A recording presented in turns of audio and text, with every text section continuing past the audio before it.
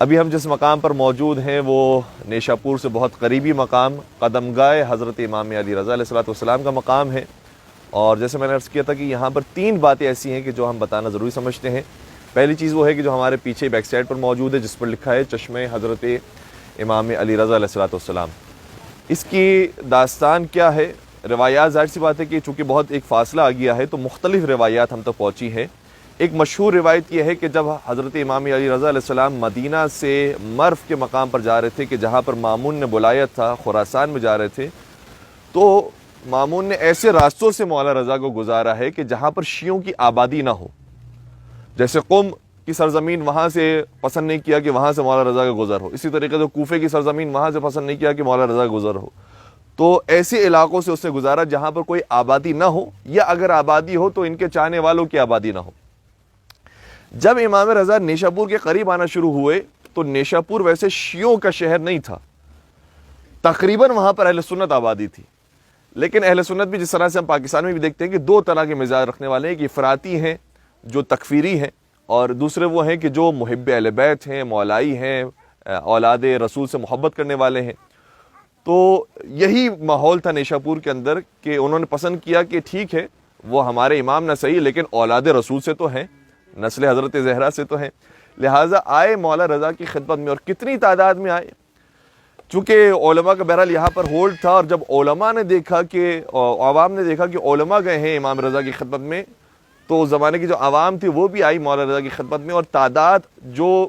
Maximum تعداد ملتی ہے وہ انسان کے عقل سے باہر ہے، لاکھوں کی تعداد میں لوگ آئے ہیں مولا رضا کی خدمت میں۔ اور واقعی یہ تصور کرنا تھوڑا سا مشکل ہو جاتا ہے کہ اس زمانے میں کیسے اتنی بڑی تعداد آئی، لیکن کم سے کم تعداد بھی جو بیان کی گئی ہے وہ 10,000 کی ہے۔ تو محسوس کیا جا سکتا ہے کہ اتنی تعداد ہوگی، ایک جمع غفیر جمع ہو گیا ہوگا حضرت امام علی رضا علیہ السلام کی زیارت کرنے کے لیے، اور زیادہ تعداد بیان کی گئی ہے وہ 20 یا 30,000 کے قریب ہے۔ تو ایک بہت بڑا کراؤڈ آیا تھا امام رضا علیہ السلام کو دیکھنے کے لیے اور ان کی زیارت کرنے کے لیے۔ جب مولا رضا کی سواری یہاں سے گزر رہی تھی تو لوگوں کا انتظار تھا کہ اب کب نقاب مولا رضا ہٹائیں گے، چونکہ روایت یہ کہتی ہے کہ گرمی کا زمانہ تھا، اور گرمیوں میں بھی لوگ اپنے چہرے پر نقاب رکھا کرتے تھے تاکہ اس گرمی کی لو سے محفوظ رہے۔ تو جب مولا رضا کی سواری آگے بڑھی تو سب سے پہلے لوگوں کی فرمائش یہ تھی کہ اپنا چہرہ انور دکھائیں۔ تو مولا رضا نے پہلے اپنے عماری کے ہودج کو اور اس کے جو پردے کو ہٹایا، تو لوگوں نے دیکھا کہ مولا رضا علیہ السلام کی قد و قامت ہے۔ پھر چہرے پر نقاب موجود تھا، امام رضا سے درخواست کی کہ آپ اپنے چہرے کے نقاب کو بھی ہٹائیے تاکہ ہم رسول اللہ کے خون کی زیارت کریں، کیونکہ ہم نے رسول اللہ کی زیارت تو نہیں کی ہے، کم از کم رسول اللہ کے جیسے جو شبیہ ہیں ان کی زیارت کریں۔ یہ باقاعدہ روایت کے جملے ہیں، اور اس سے ہمیں پتہ چلتا ہے کہ صرف حضرت علی اکبر شبیہ رسول نہیں ہے، حسن مجتبیٰ بھی شبیہ رسول ہیں، حسین سید الشہداء بھی شبیہ رسول ہیں، اور 12 کے 12 وہ ہیں جو شبیہ رسول ہیں۔ تو پھر مولا رضا کے چہرے انور کی انہوں نے زیارت کی۔ جب زیارت کر لی تو کہا کہ آپ کوئی حدیث رسول بھی سنائیے، کوئی بات بھی بیان کیجیے، ہم آپ سے استفادہ کرنا چاہتے ہیں۔ اس موقع پر اتنے بڑے مجمع کے لیے جو چھوٹے سے کلام کا مولا رضا نے انتخاب کیا، اور یہ بہت ضروری ہوتا ہے خطیب کے لیے، بہت ضروری ہوتا ہے اسپیکر کے لیے کہ کس موقع پر کون سی بات بیان کر رہا ہے۔ بہت کم وقت ہے اور بہت خوبصورت سی حدیث بیان کی، کہا کہ ایک حدیث میں تمہیں سنانا چاہتا ہوں جو حدیث قدسی ہے، اور حدیث قدسی عام طور پر پیغمبر سے ہم تک پہنچتی ہے، کبھی کسی اور ذریعے سے ہم تک حدیث قدسی نہیں پہنچ سکتی، یعنی جو پروردگار کی بات ہو وہ ہم تک نہیں پہنچ سکتی، لیکن یہاں مولا رضا نے بتایا ہے کہ ہم تمہیں حدیث قدسی بھی سنا سکتے ہیں۔ اور اس طریقے سے بیان کی کہ میں نے اپنے بابا موسیٰ کاظم سے، اور انہوں نے اپنے بابا جعفر صادق سے، اور انہوں نے اپنے بابا محمد باقر سے، اور انہوں نے اپنے بابا علی زین العابدین سے، اور انہوں نے اپنے بابا حسین سید الشہداء سے، اور انہوں نے اپنے بابا علی ابن ابی طالب سے، اور انہوں نے اپنے بھائی اور پیغمبر رسول اکرم سے، اور انہوں نے جبرائیل امی سے، اور جبرائیل نے پروردگار سے سنا کہ پروردگار یہ ارشاد فرماتا ہے کہ کلمۃ لا الہ الا اللہ حصنی فمن دخل حصنی امن من عذابی، کہ لا الہ الا اللہ کا کلمہ ایک قلعے کی مانند ہے، اور جو اس قلعے میں داخل ہو گیا وہ میرے عذاب سے محفوظ ہو گیا۔ یہ پروردگار کے جو فرمان تھا یہ لوگوں نے سنا، تحریر کیا اور جانے لگے۔ اور یہ بھی عجیب بات ہے کہ ایک زمانہ تھا کہ جب پیغمبر کو تحریر دینے کے لیے قلم و دوات دینے والے لوگ نہیں تھے، اور آج اولاد رسول کے لیے لوگ اتنا بے چین ہو رہے ہیں کہ کوئی آپ حدیث رسول سنائے تو ہم اسے اپنے یہاں ضبط کریں اور محفوظ کریں۔ پھر جب یہ حدیث رسول بیان ہو گئی، مولا کی سواری آگے بڑھی، اور سواری آگے بڑھنے کے بعد پھر محمل کا پردہ ہٹا۔ پہلے جو ہٹا تھا وہ ان کی فرمائش پر ہٹا تھا، اب جب ہٹایا ہے تو مولا رضا محسوس کر رہے ہیں کہ یہ حدیث ابھی مکمل نہیں پہنچائی ہے میں نے، نامکمل ہے، اس لیے مکمل کرنا ضروری ہے۔ خود اپنے مرضی سے پردہ ہٹایا اور پھر آگے شاہ فرمایا کہ وہ جو حدیث ہے کلمۃ لا الہ الا اللہ بشرطہا و شروطہا، اس لا الہ الا اللہ کی شرط و شرائط بھی ہیں، وَأَنَا مِن شُرُوطِهَا، اور اس شرائط میں سے ایک خود میں بھی ہوں۔ یعنی توحید نامکمل ہے جب تک امامت اور نبوت نہ ہو، اور امامت نامکمل ہے جب تک امامت کے اندر حضرت امام علی رضا علیہ السلام کی امامت پر یقین نہ ہو۔ یہ پوری روایت، اللہم صلی علی محمد و محمد یہ پوری روایت بیان کرنے کے بعد مولا کی سواری آگے بڑھ گئی، اور کتنے میں نے آپ کی خدمت بیان کر دیے، تقریباً کم از کم 10,000 افراد ہیں جو اس کو سننے والے ہیں، 20,000 افراد 30,000 افراد ہیں جو سننے والے ہیں، کتنوں نے اسے نقل کیا ہوگا، کتنوں نے لکھا ہوگا۔ لیکن عجیب بات یہ ہے کہ آج جب ہم دیکھتے ہیں کتابوں کے اندر تو برادران اہل سنت کی کتابوں کے اندر بھی حدیث موجود ہے، لیکن کہاں تک؟ بشرطہا و شروطہا سے پہلے تک، اس کے بعد کا حصہ اس میں ذکر نہیں ہے، سوائے ایک آدھ علماء کے جنہوں نے پوری حدیث کو نقل کیا ہے، جیسے شیخ سلیمان قندوزی حنفی نقشبندی نے اپنی کتاب ینابع المودہ میں پوری روایت کو ذکر کیا ہے۔ اور یہ صرف ایک مقام نہیں ہے جہاں پر ہمیں یہ بات نظر آتی ہے کہ نامکمل حدیث کو نقل کیا گیا۔ آپ نے صحیح بخاری کے اندر وہ روایت بھی پڑھی ہوگی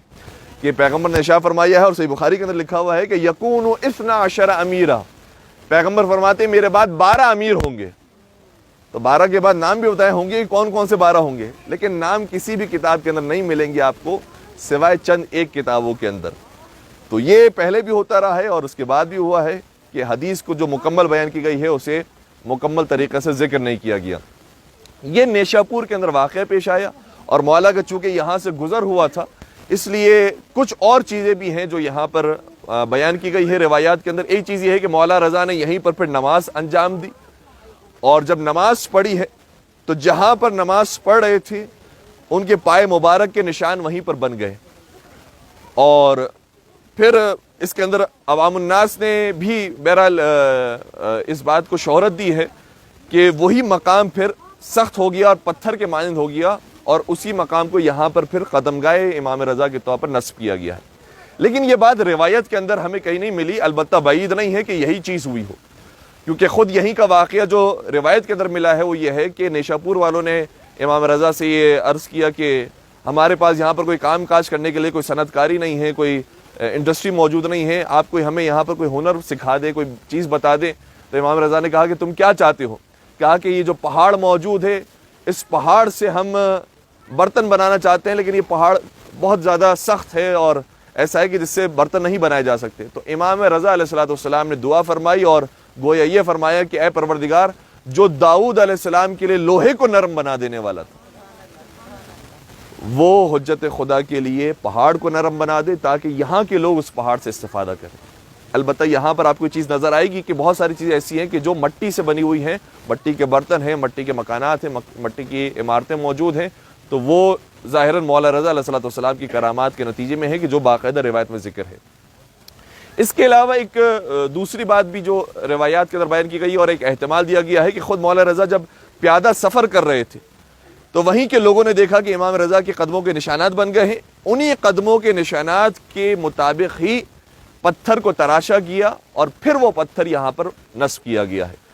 تو جو باتیں کتابوں کے اندر موجود ہیں ہمیں اتھینٹک باتیں بیان کرنی چاہیے، ایسا نہ ہو کہ خدا نخواستہ زبان زد عام جو باتیں ہیں وہ ہم کہیں پر بیان کر دیں اور پھر کوئی اعتراض کرے کہ یہ بات کس کتاب میں موجود ہے۔ لہٰذا یہ قدمگاہ امام رضا علیہ السلام کی وضاحت تھی۔ دوسری چیز جو چشمہ امام رضا علیہ السلام ہے وہ اس طرح سے ہے کہ اس حوالے سے بھی دو روایتیں ہیں۔ بعض کہتے ہیں کہ جب نماز کے لیے امام نے کہا کہ مجھے وضو کے لیے پانی چاہیے تو کہا کہ یہاں پر پانی بہت کم ہے، عام طور پر لوگ تیمم کے ساتھ نماز پڑھتے ہیں، تو پھر مولا رضا علیہ السلام نے ان کی آسانی کے لیے کہ یہ اب پانی سے سیراب بھی ہو اور وضو کے لیے بھی پانی مہیا ہو، یہیں سے چشمہ جاری فرمایا اور پھر اسی سے وضو کیا۔